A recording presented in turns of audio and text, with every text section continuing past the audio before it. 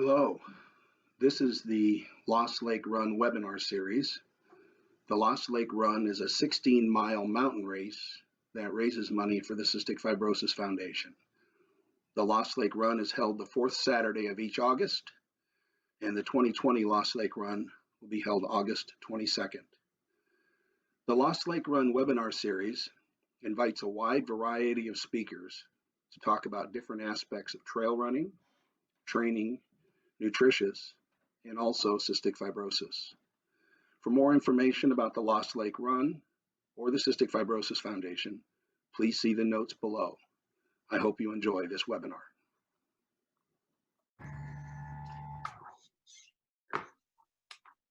Well, good afternoon, everybody. This is our 10th Lost Lake Run webinar.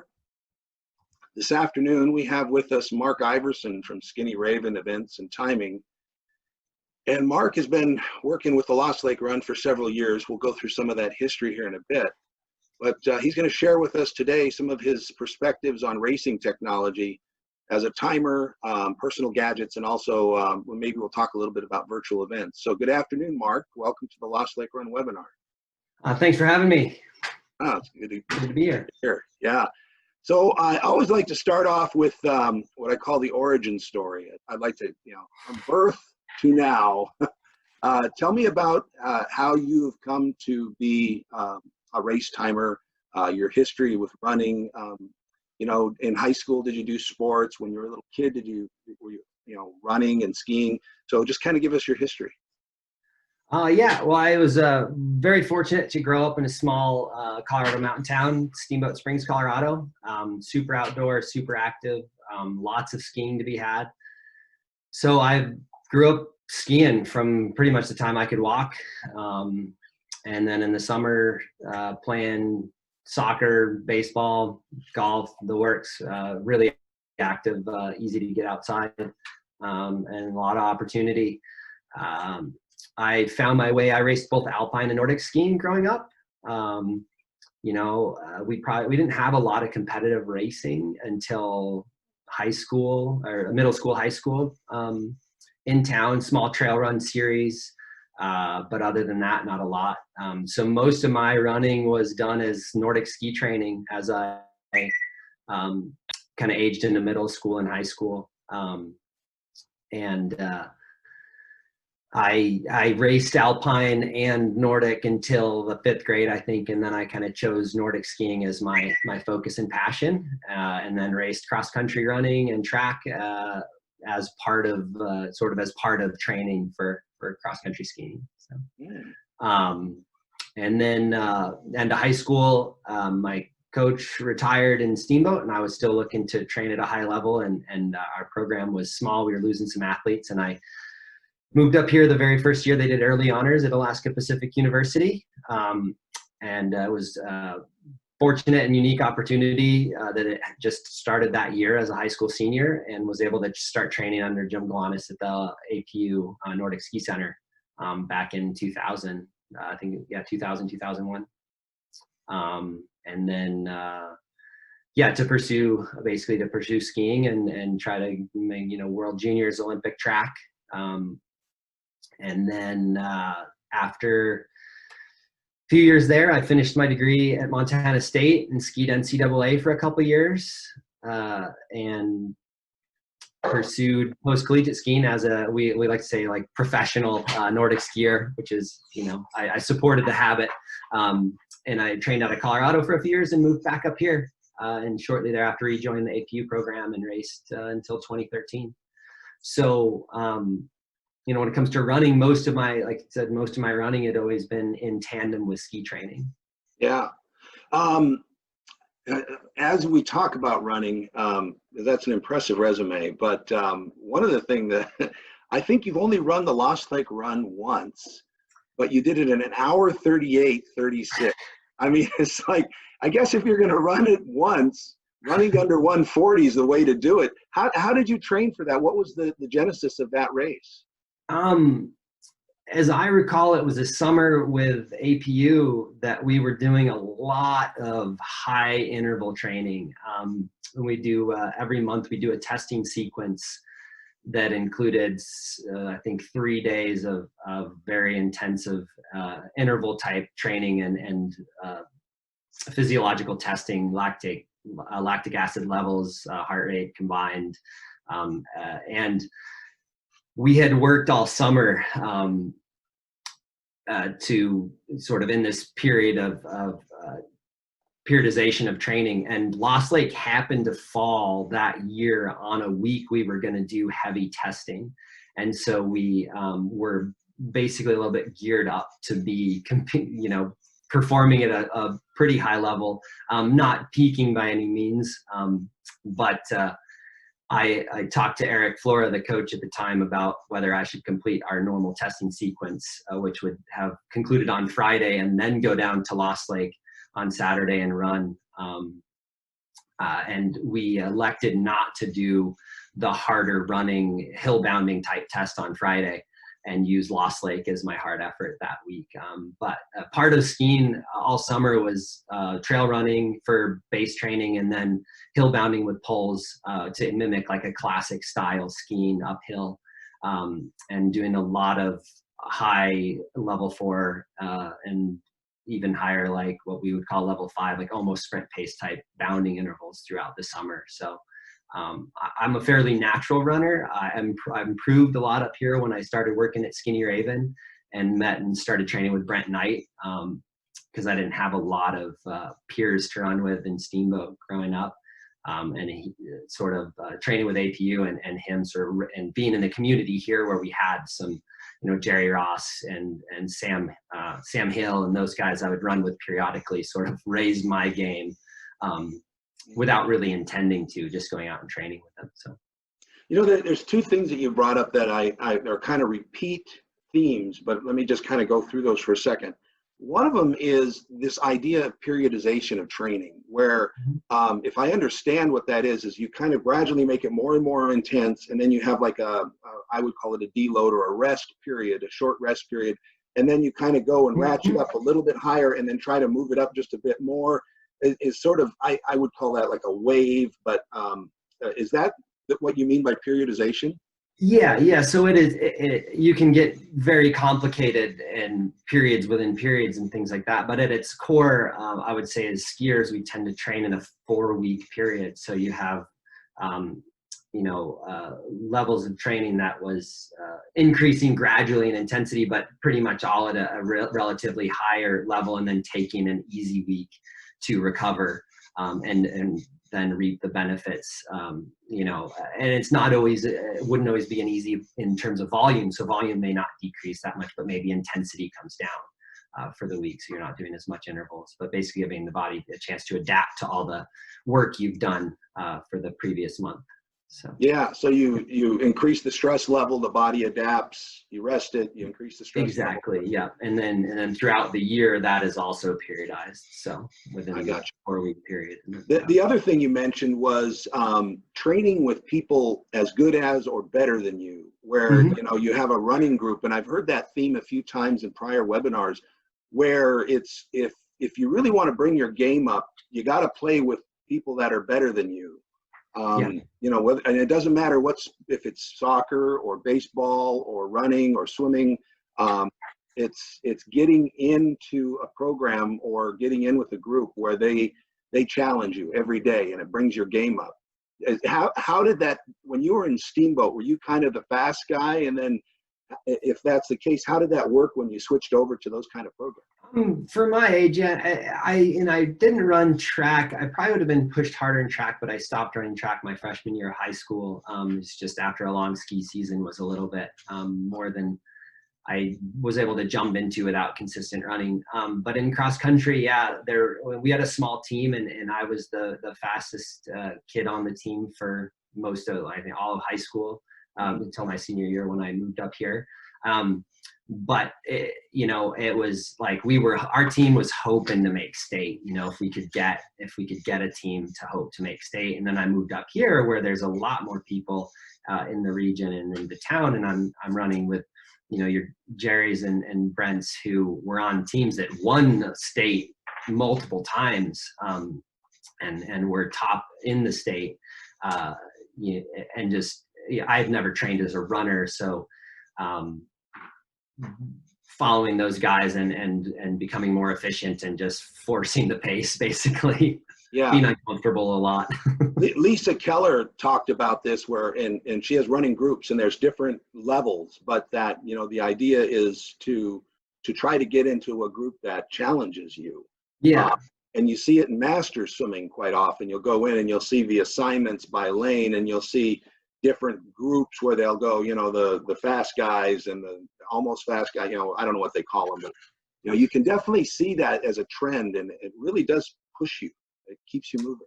Yep. And then to speak a little bit to that, like in terms of the race, when you're asking about my time, in that particular year, I had the benefit of going down and running the first year Jerry Ross broke Laird Prosser's record. So I spent the first couple of miles trying to keep up with him, and then couldn't, and then was just trying to keep him in sight. So I basically had this carrot the whole way. I'd run the point to point one other time back, like in 2001 or two. So it had been years since I had even been on the trail. And so to be able to have him as this carrot, and I could still kind of see him up at the top by the lake, you know, just helped pull me along once the field spread out and we were kind of running individually. Yeah, I mean, you know, 2 minutes isn't that far behind. I mean, he ran a 1:36 that year. And yeah, I mean, unbelievable. And I think there was 3 or 4 of you that were all on the Skinny Raven team that year, and I think you were the top 4 finishers. And I don't know if that team time, Ryan Cox has put together some pretty amazing teams, and that team time may have been beaten, but I kind of doubt it. I think 4 of you guys ran 140 or under. Yeah, I'm trying to remember. There was one other year with like Matt Shyrock and like Patterson. Chad and Ryan and Beckett, where they all ran really fast. But I don't know if they were all on the same team or not. So I can't. I'm trying to remember. I should have looked it up so I could see. But I'm hoping to have Ryan on a future webinar. But one of the things a lot of people don't realize, I mean, he's I would call him an elite runner. He's run, I think, a 140, 148, 146 for the Lost Lake Run, but he has cystic fibrosis. Yeah, I think he might have run faster than that. I can't. He might have. I'd have to go back and look. He's probably if he was probably screaming at me. I've done fast. Occasionally, when I'm feeling ambitious, I try to jump in and get fit enough to run with those guys. And Ryan is, I mean, you know, he's done some pretty unbelievable feats with that race. The relay race those guys did from LA to Las Vegas a couple of years ago, and yeah, it's hard. They're hard to keep up with.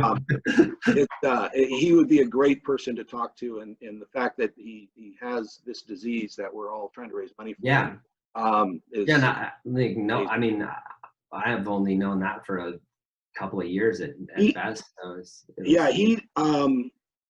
he flew below the radar on that for a long time, and then he decided, okay, well, I guess there's a point in which I guess you're comfortable enough that I think, and I'm not speaking for Ryan, I'm speaking, I think, in a more generic sense, but I think what happens with people with cystic fibrosis is that when you're younger, you get defined by your disease. Mm-hmm. That's the kid with CF. And I don't think that's a good thing necessarily. I think because especially if you've got some amazing talents like Ryan does, you want to be defined by your talents and what you do, and not by the disease you have.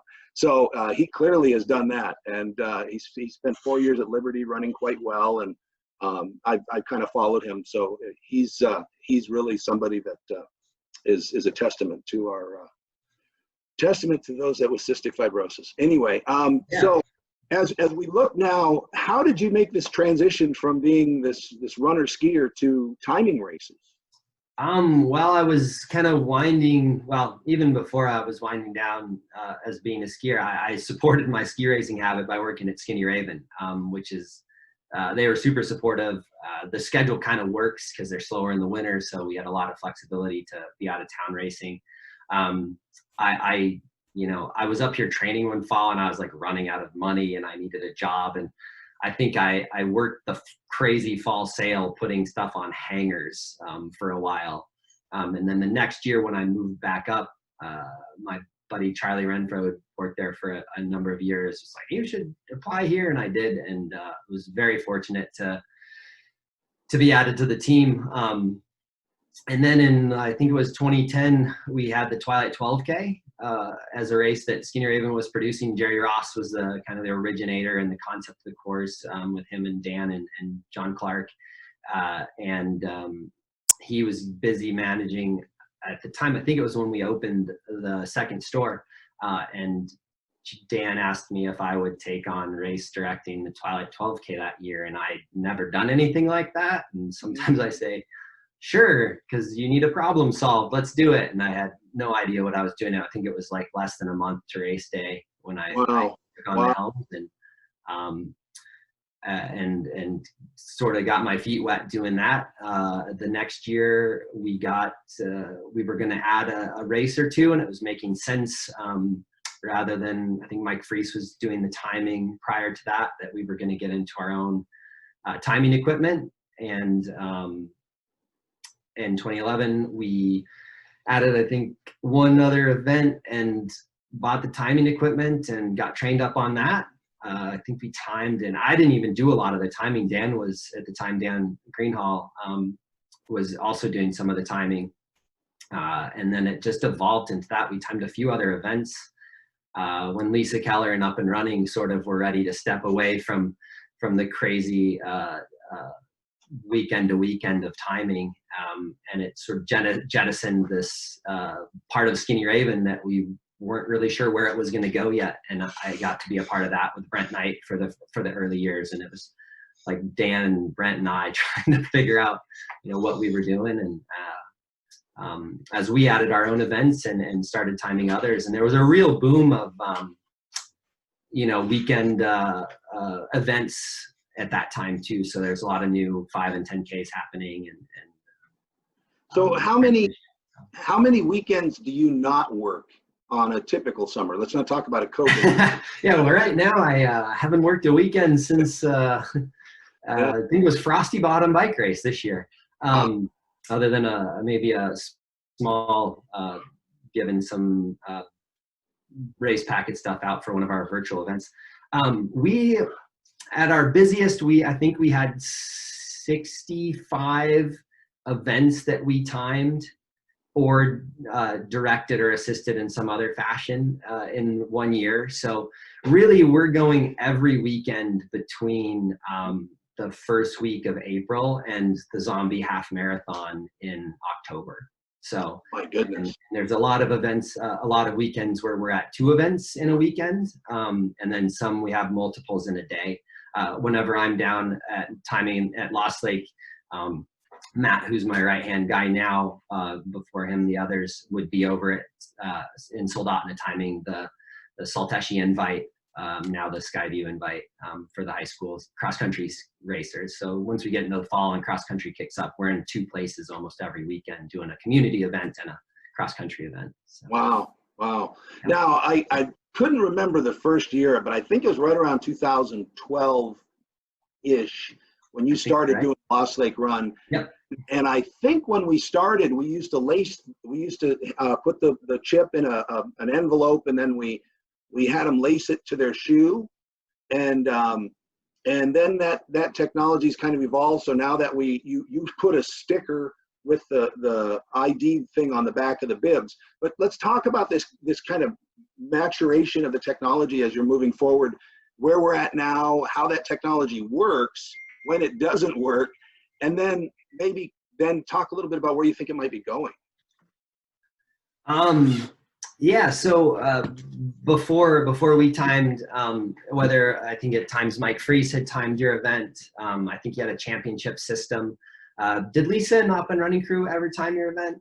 They did for several years, and we used championships. Yeah. They also had championships. So championship at that time was known as, I think it was an active, they're either a reusable passive RFID, so radio frequency, the same thing that sets off the alarm when you're walking out of Lowe's and they forgot to scan your hammer and it sets off the theft alarm there. It's really the same technology. You're refined a little bit differently, but I can't speak to what exactly they had, but Some of those chips were inactive, what's known as an active chip. So it's actually got a battery in it, and the signal, RFID signal, is powered within the chip itself. So it's putting off a signal, and the antennas were mats on the ground, and as you cross the field, it would read the data on the chip. They also had passive RFID, but they were reusable because they were relatively expensive to make and to buy. So even today, like an active RFID chip can be, you know, close to $30 a piece. So if you're thinking of timing a race of 1,000 people, if you need 1,000 chips, your cost is very high. But it's an investment over time. And then you also have the distribution, collection, and reorganization of a reusable chip. So when we were, in a way, fortunate to come in right about the time the technology was becoming much more inexpensive to create passive RFID chips that were disposable. So they're inexpensive. They're very small, lightweight. You can put them right on a bib. And you don't have to worry about collection. I don't have to chase people for their fee for not returning a chip, or if you mail stuff out or someone takes their packet home and doesn't end up racing, they're having to get hassled by the race director to return, or the timer to return their chip. So it was just a way to streamline the whole process. And when we started doing Lost Lake, we had two, because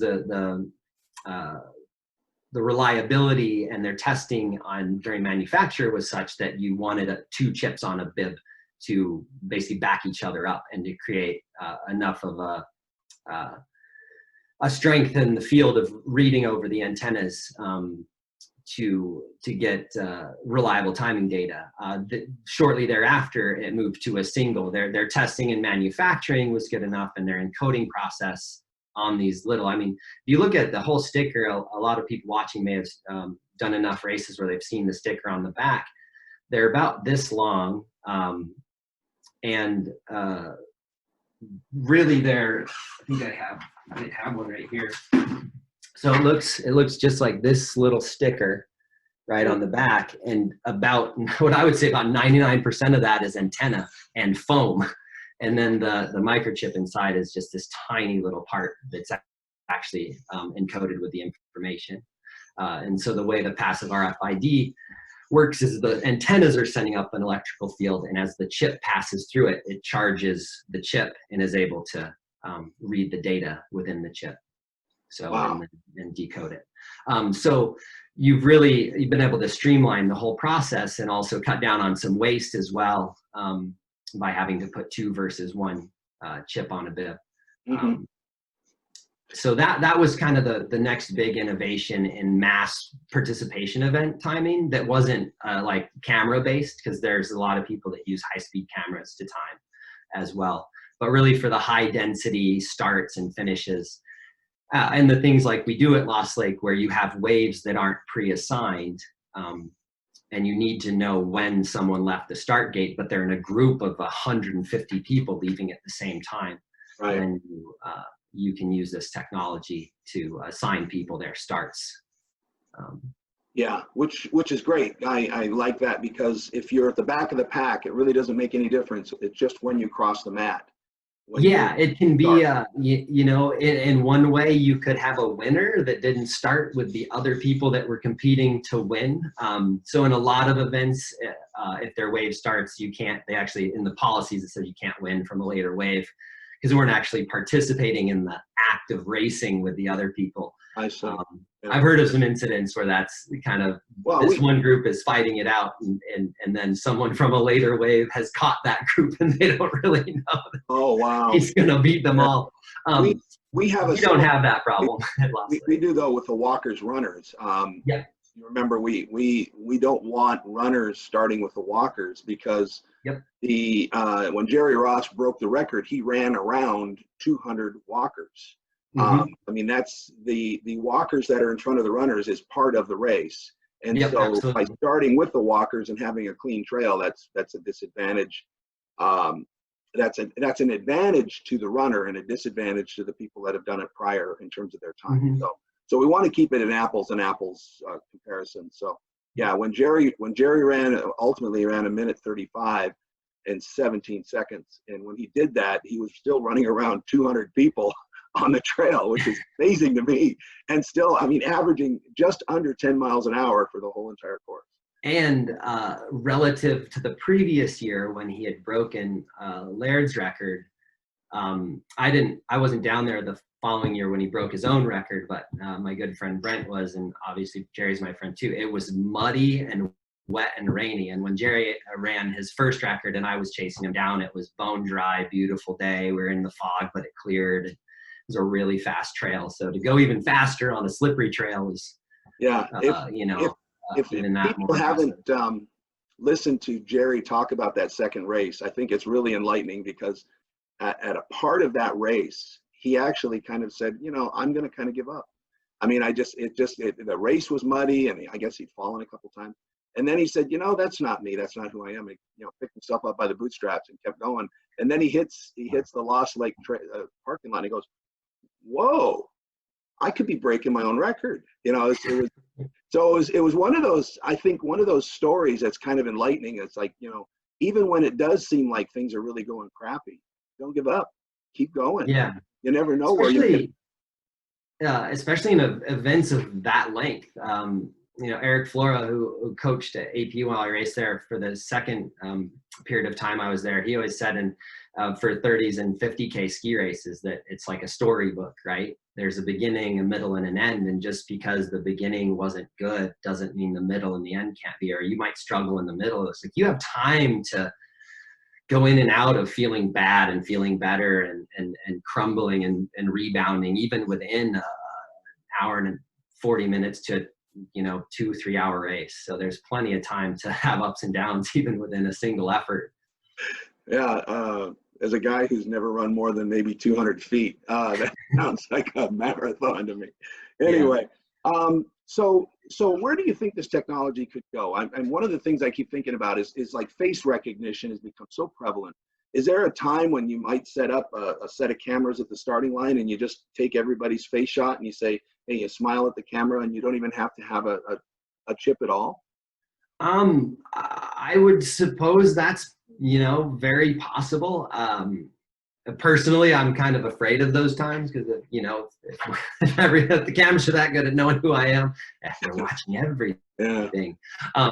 But you know, I think we're going to continue to see incremental reductions in size and mobility of timing systems on one side for the RFID. So since we started timing Lost Lake, we now don't necessarily have a mat on the ground anymore. There's a small one on the side of the trail that projects across. So we don't have to put a speed bump in a bike path, or, you know, it's light enough. We hike them to the top of Bird Ridge, or we could take one out to the middle of Lost Lake, you know, without too much trouble. And you're not lugging these big mats around. So that was sort of after the single bib tag. That was the next iteration was on the side antennas.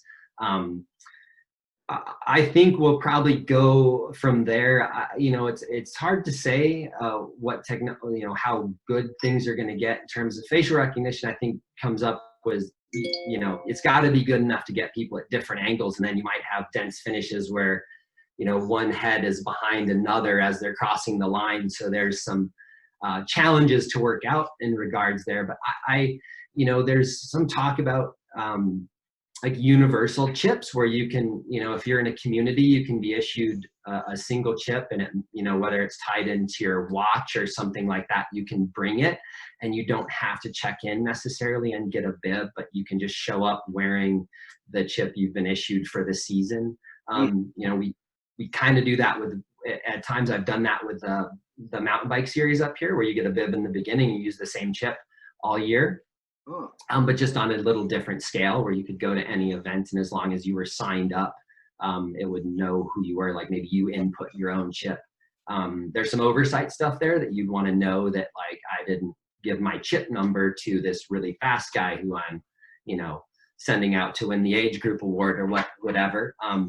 But you know, in terms of winners, there's always the manual backup of the top 10 that we do every year, and you know, we catch bib swaps that affect age group events, totally benign mistakes by, you know, moms and dads or and their kids or what might transpire. So, but yeah, I think we'll start to see more universalized timing like that, and then integrations probably more so with media. So where there's already some, we do matched video finish for most of our events, where you can, check your result and watch yourself cross the finish line after the fact.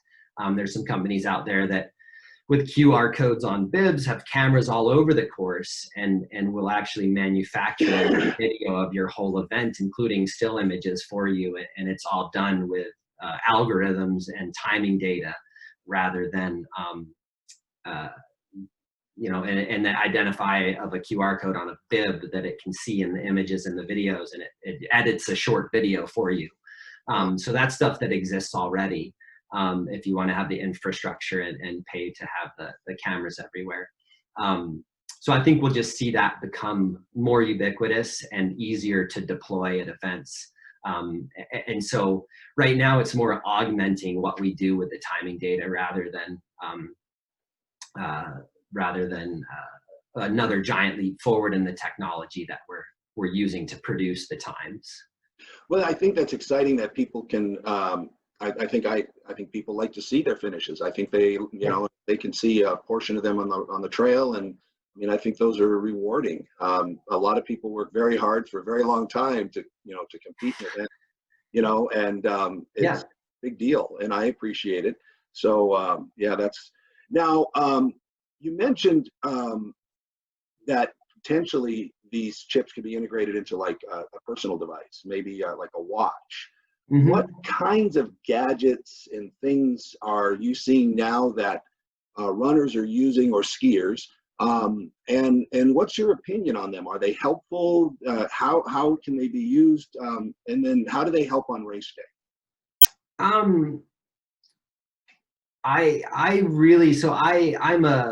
I'm not a forefront personal technology guy. But I got a GPS watch. We used to use heart rate all the time training as a way to guide how you were,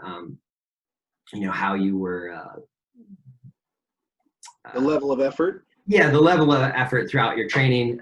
It's also very insightful on like what your health might be. If you're getting into and you're doing an interval you do all the time, and you see that Would you use the strap that they used to put around the body?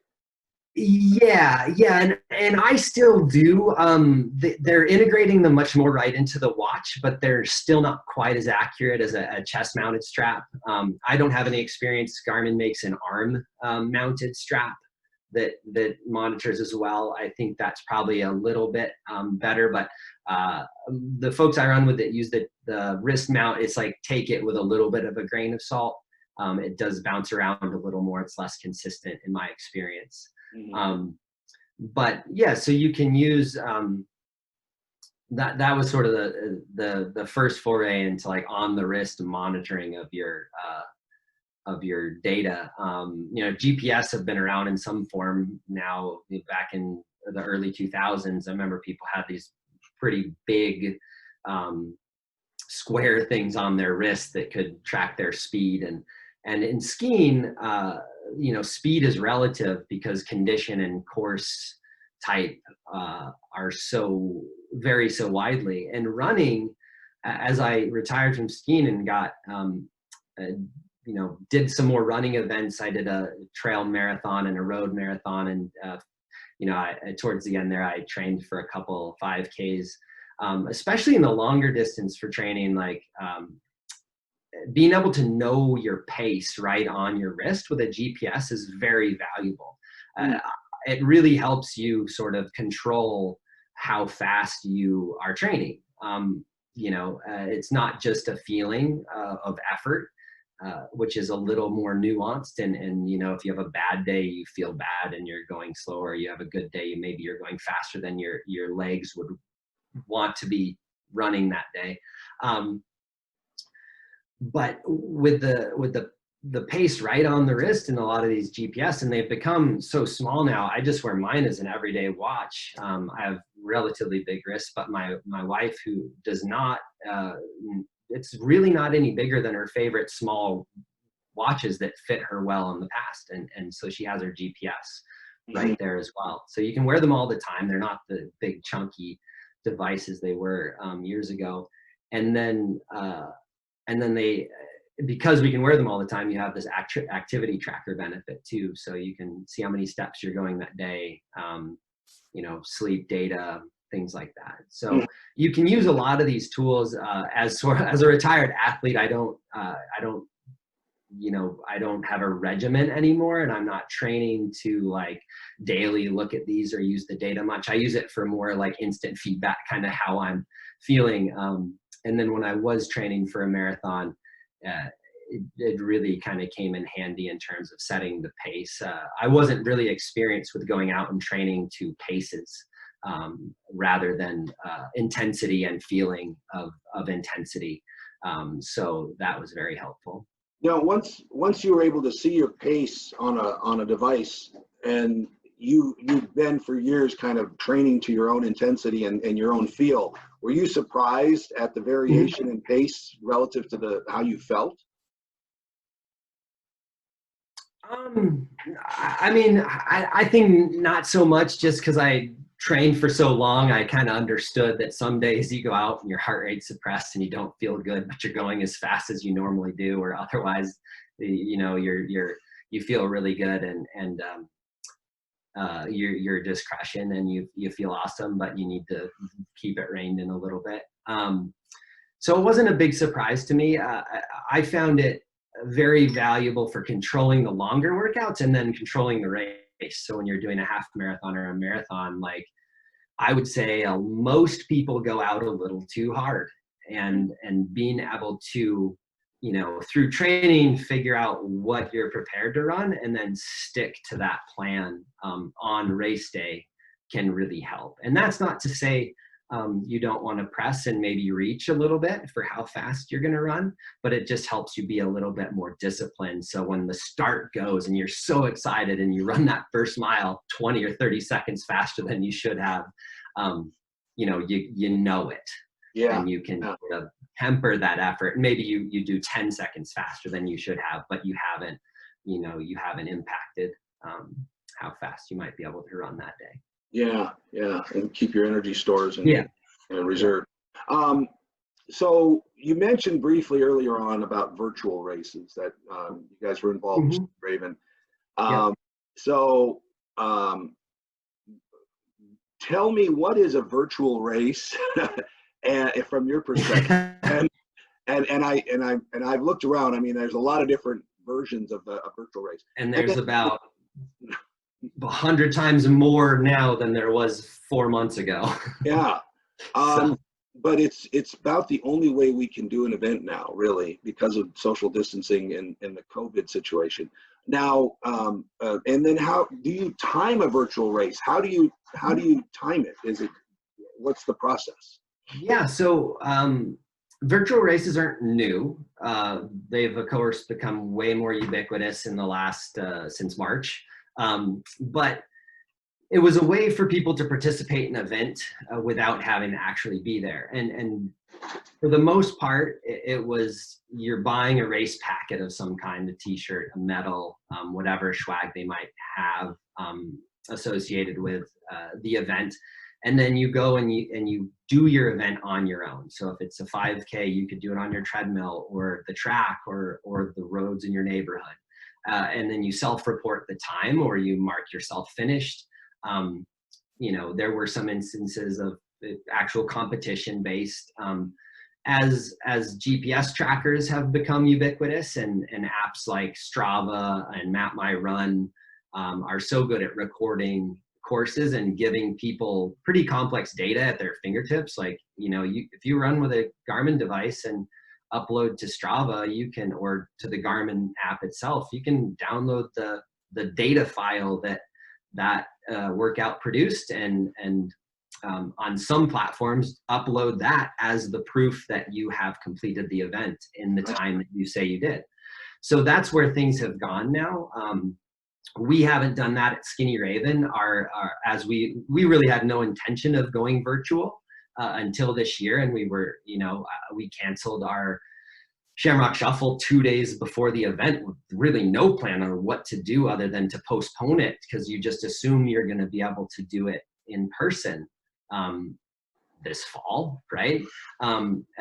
We're working our way towards that again, but then with our other events, it was like, how can we bring an awesome experience to people if they're not coming to party with you at an event and get together with their friends and have that vibe and that feel. So now it's become more about sort of creating a virtual community and staying in touch with people who love your event already, and then finding new many times social media based communities. There's a lot of national virtual runs that have cropped up since then. Great way for nonprofits to continue to fundraise if they can't have their 5K or their 10K. So it's become a stopgap, but I really think they're here to stay. We're going to probably see a virtual component to almost any in-person race moving forward. Yeah, I was thinking to myself, rather selfishly, because of course we're a fundraiser, but we have hundreds of people on the wait list every year. Wouldn't it be a wonderful thing if they couldn't get into the race, they could participate virtually? They couldn't be there on race day. They could, participate. Maybe, we could open it up for a 2 or 3 week window right after we do trail clearing, till the day before the race. And so, anyway, I like that aspect of it, because I like everybody to be able to participate. And the fact that we have a permit with a cap and we have to say no is hard, because there's a lot of people that really enjoy coming out and being a part of that event. And so, you have a lot of people that may have done the event for years that still want to stay. They don't live in state anymore, and they want to stay in touch with what you're doing and what you are supporting. Yeah. So there's going to be a webinar next week, and we're going to talk about, and I'm announcing it now for the first time because we literally just an hour ago got our permit. We're going to have a virtual Lost Lake run this year. So we've got a lot of the details worked out, but we're excited about this because it at least gives people the opportunity to do the race. And one of the things with the Lost Lake run that everybody likes is that if you do 12 finishes, if you have 12 official finishes, so if you're a runner and you start with a walkers, you don't have an official finish. You finished, but it's not going to count. I mean, we don't reward that. But if we could count that this year, if we could verify that you did it as an official finish. So people could continue to chalk up, their years toward the legendary status, which gets them an automatic invitation to the Lost Lake run. So there's those kinds of things that we would love to be able to put in place. And I think we're going to try it this year and see how it goes.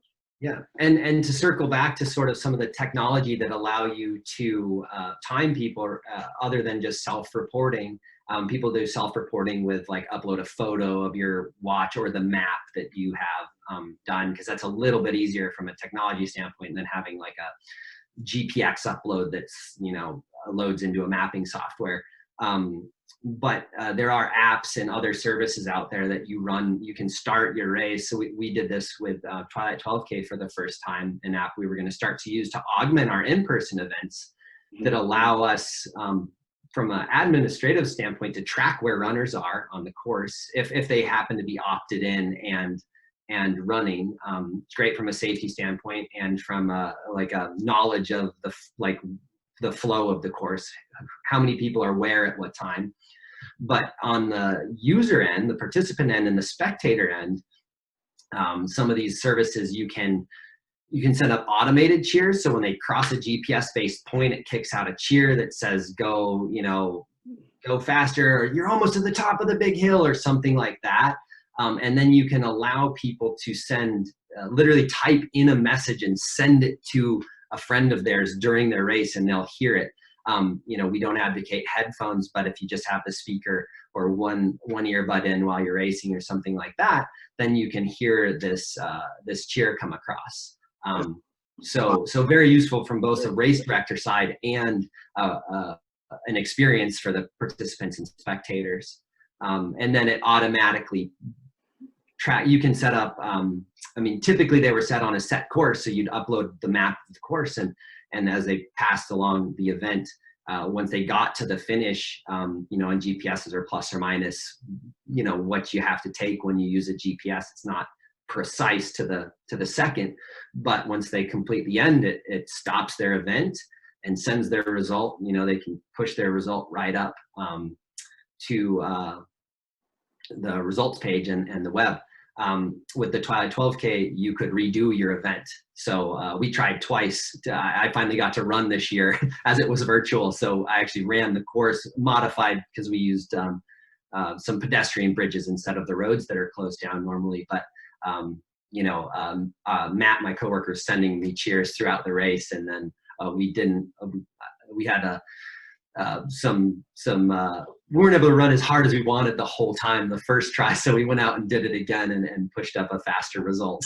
So oh, that's cool. That's really cool. One of my dreams would be that we could, at maybe certain points along the Lost Lake Trail at some point in the future, get an idea of where the runners are at. Many times, you know, we're talking about 100 minutes basically between the time the last person, the first person leaves till you got to be over there, set up and timing. Yeah, it's a race for us too. I know. So it's like we're and it's, you know, when getting everything going, and I've seen it's become kind of like a dance almost. Yep. But if we could get to the point where when you set up, you could also look up and hook up and go, oh, there's the race, the leader just passed this mark. Yeah. Or for safety purposes, every runner has passed this mark. So yep. We don't have a Mount Marathon situation. We do send up what I call a sweep team or a Red Lantern team. We have 2 volunteers, and they go up and they follow, and then if there's a runner that's at the back of the pack, they stay with that person. Yeah. And go all the way through. And then they pick up trash and mile markers and stuff along the way. Yeah, and that's going to become easier to do. You know, right now we could put, you know, as I said, we hike timing gear to the top of Bird Ridge, the same stuff that we use at the start finish. It's just not the heavy rubber mats, but we could put timing gear out there. And then, you know, primarily we use cellular connections to bring that data back to where we're timing. Now that's a challenge in many areas of Alaska, but satellite-based data devices are becoming cheaper and easier to activate and bring with you. You know, you don't have the giant chunky sat phones. These things sometimes are getting very small and allow you to send small packets of data, which is what timing information is. It's not streaming, you know, 5K TV. And so that's going to become easier to do. And currently many of the apps, so if you said like everyone has to download this app and everyone has to use this app during the run, which they did for that Alaska Man extreme triathlon, you know, you're still limited. The GPS will work the whole way, but in terms of kicking the data out, you're still limited by a cellular connection, because that's what's actually sending the active data. So you may lose them for a bit. It'll map the whole route out once they reconnect. But you know, we're gonna, you know, who knows what comes after 5G, right? It's, you know, we may not ever have connectivity issues again unless the system crashes in 5-10 years. So those kind of collecting that kind of data will become more easy. Yeah, and I think it's gonna make the runners gonna be happy, because they'll have a lot more data to work with and help them with the run. People like me as a race director, I like that, because then I can make sure every runner that started the race finishes the race. Which, you know, is really, that's the thing I worry about the most, other than a breakdown in the timing system, which has only happened on 2 occasions, and we recovered on both. So, which was great. I know that. But that was my first year. I remember that. Yeah, a lot of people. So do I. Half the mats failed on the start, and we didn't know until. There was a, you know, they had posted a new firmware for our timing controllers in the portal that is the news for what we're supposed to do, and unbeknownst to us, there was a power issue, and under heavy, when you're sending a lot of people across the start line at once, which is Lost Lake, which is Mayor's Marathon, our timing equipment was cycling, and we hadn't seen it yet, I think, until that point. And when you're counting on those start reads to create your results, because it's not gun time to finish, it's chip time start to chip time finish. But you guys did fantastic. My wife and I were going to go camping, and you had none of that happened. I remember you had video, so we had a lot of bib numbers. You individually went out to a lot of people and said, "Hey, give me your time on the watch." Yeah. Once we realized that the data was unrecoverable, it was a lot of work, but we managed to recreate. And I think we got everybody got a reasonably, if not exactly accurate time. The first time it occurred, the very first year I did the Lost Lake run, Michael Freeze was timing it, and the software crashed, and we don't know why. And so we were scrambling around, and it was, people were on the trail. So I went out as a Hail Mary and downloaded the application, and we put it back on his laptop and reinstalled it, and it miraculously worked. But that was one of those things where my blood pressure must have been well over 200 on the top number by the time I was that experience. It's one of the reasons I always go back down to time Lost Lake, because every year it goes smoothly now. It's a win, but you learn a lot. Like you generally used gun time as a backup at the starts and had a single mat line to give people enough room to go. And now, ever since that year, I use 3 backups at the start now, because you live and you learn. And so we have 2 hard mat lines plus a side antenna. So I have to have basically 3 systems go down to have a problem. And now I also put another chip reader up at the beginning of the trail past the campground as a 4th layer of, if everything goes sideways, I know at least what wave people started in, and I can give the wave a gun time. So and then you can just learn a lot over the years. That's so true. That is so true. Well, we're just about out of time, but as we wrap up here, I always ask, what would be the one take-home message that, Skinny Raven does a lot of events, they do a lot of timing, that you'd like people just to remember about this webinar? About this one? Yeah. I think it's just like just like everything right now, like we have this power of the smartphone in the palm of our hand, is just how interactive racing can be now, or events. I won't just say racing, but just events, because a lot of people do these as events and not necessarily racing.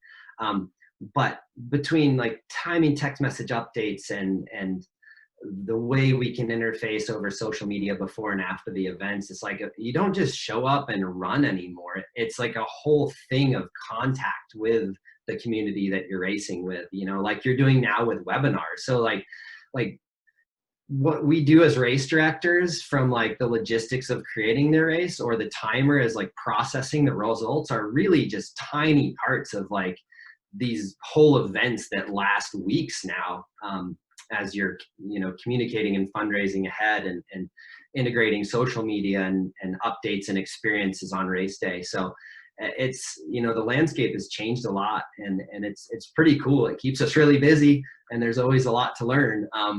But it's just going to keep getting more and more integrated with what we do every day in terms of experience. So this is a great community. I've said it, and I'll say it again and again, that the running community in Alaska, the running/skiing community, because there's a lot of overlap, it's just an amazing community. They're generous people, they're kind people, they're thoughtful, and I so appreciate them. So thank you so much today for coming in. Thanks. If somebody has an event that they need timed, I'll leave your contact information with the notes of the YouTube, and this will be out on the YouTube channel within 24 hours. And out there forever and ever for them to see us. Yeah, it's fun. I don't, we don't often get to talk about sort of the functions and logistics of race day timing. So it's always fun to kind of helps you think about it too. So yeah, I learned so much, and I find it fascinating, each one of these little aspects. And so I hope others will as well. Well, thank you, Mark. I appreciate your time. Have a great evening. Yeah, you too. All right. Thanks, everybody. Bye.